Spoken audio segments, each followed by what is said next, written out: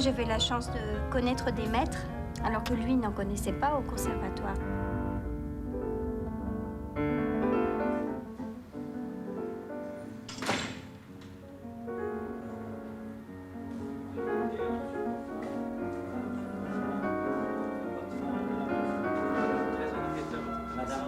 Enchanté.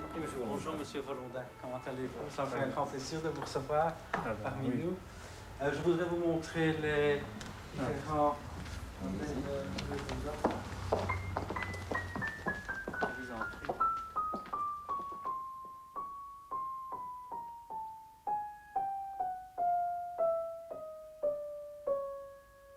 Oh, très beau.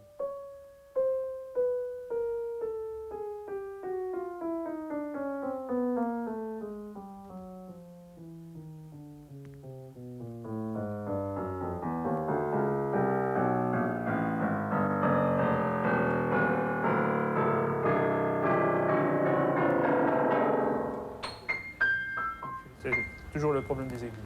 Très important, les aigus. Très important pour le chant. Et puis ping, le son doit être pris comme ça. Oui, il ne doit pas être pris comme ça. Oui, c'est cela. Donc il faut qu'il se soulève. Oui, des petits solos. Moi, j'aimerais bien accompagner un grand artiste, c'est très important pour que Maître Volondin soit toujours à son aise dans n'importe quelle condition. C'est une chose quand même très... Je vais réessayer. Ça, c'est un concert. Pour tous tes concerts. Oui. Tous tes concerts. Pas difficile, tu choisis. Tu es celui-là, tu es celui-là. Ou celui-là. Ouais, les deux. C'est le 3 quarts. C'est le 3 quarts. 2,25 m. Oui. Celui-là, c'est très bien. C'est un piano extraordinaire. Écoutez, moi je suis content d'avoir votre avis parce que je me dis parfois... Parce que ceci, je crois, ce sera un compagnon pour vous. Parce que celui-là est magnifique. Oui. On entend trop le bruit du marteau lui-même, c'est ça. Oui, oui, on dirait que... oui, c'est cela. C'est-à-dire que ça, c'est très bien pour Debussy, les brouillards.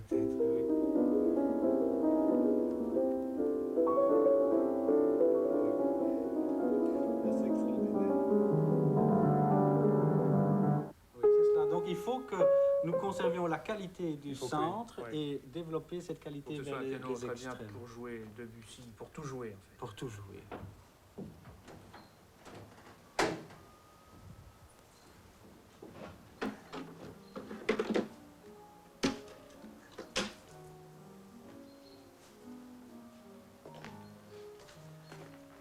Non mais normalement cette étude de Chopin en mineur. Ouais. Je peux jouer ça en bis, comme ça. C'est pas facile à faire, hein, parce que... etc. C'est vraiment... Et transposer. Non mais ça c'est difficile à faire. Hein.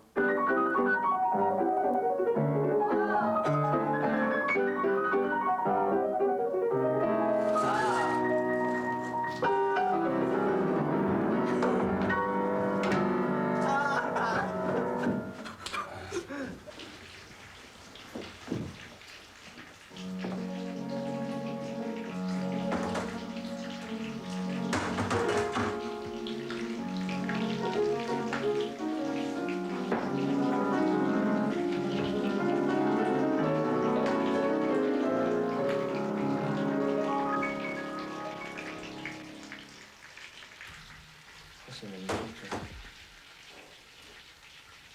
J'ai bien fait de ne pas accepter les autres qu'on m'avait demandé de choisir.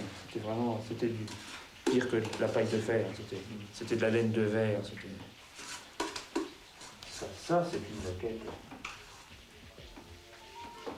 C'est merveilleux. Il fait un temps superbe. Comme toujours. Il n'y aura jamais de mauvais temps dans cette maison. Ma mère ne voulait pas que je fasse la carrière parce qu'elle avait peur que je ne... Elle avait trouvé comme argument que je n'aurais pas la santé.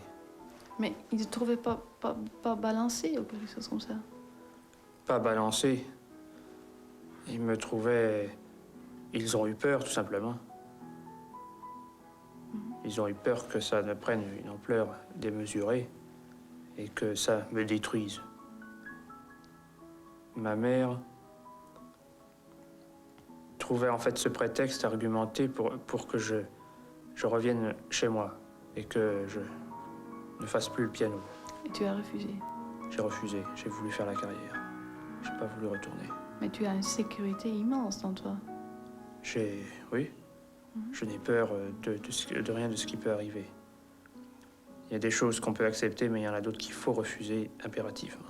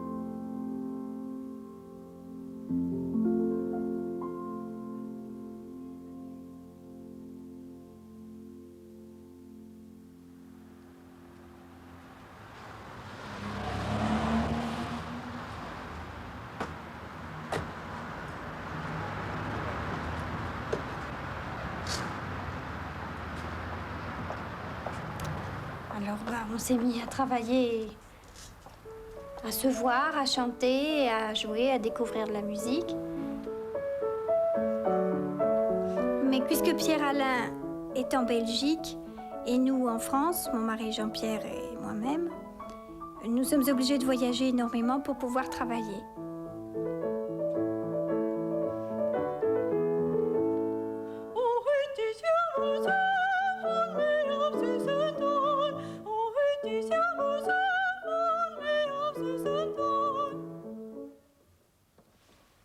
Qu'est-ce qu'il y a?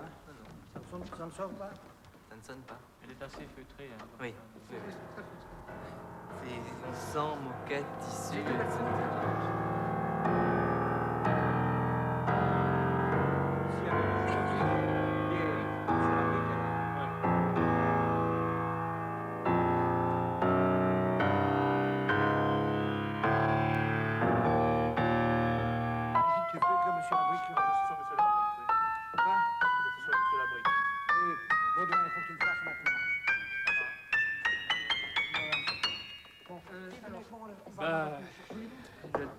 Il a des basses comme une casserole. Ah, bien sûr que ça existe, les mauvais sons. Bien sûr qu'il y a des sons intolérables.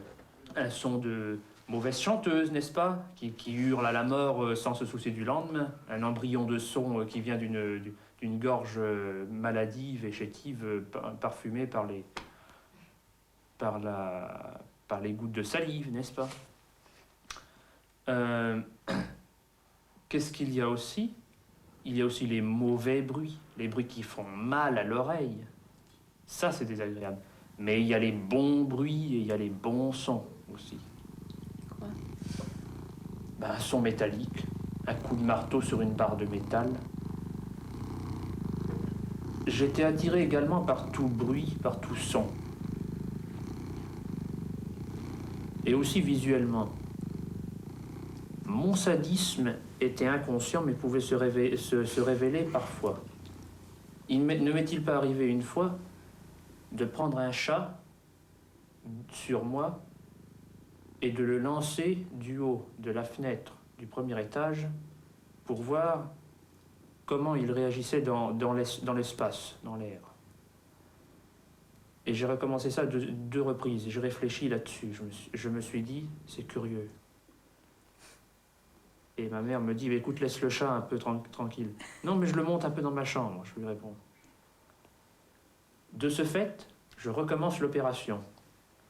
Et à nouveau, toute griffe écartée, il essaie de s'agripper dans l'air. Bon. Mais cette fois-ci, il est tombé sous la table. Et je voyais juste le nez qui passait. Et j'en ai conclu, au bout de 2 fois, que c'était finalement très drôle, la chute d'un chat dans l'espace. Parce qu'il tombe comme ça, en s'agrippant dans l'air.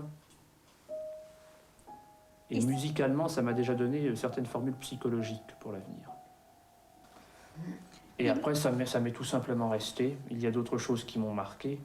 Et tout ce qui était déjà visuel semblait auditif avec moi.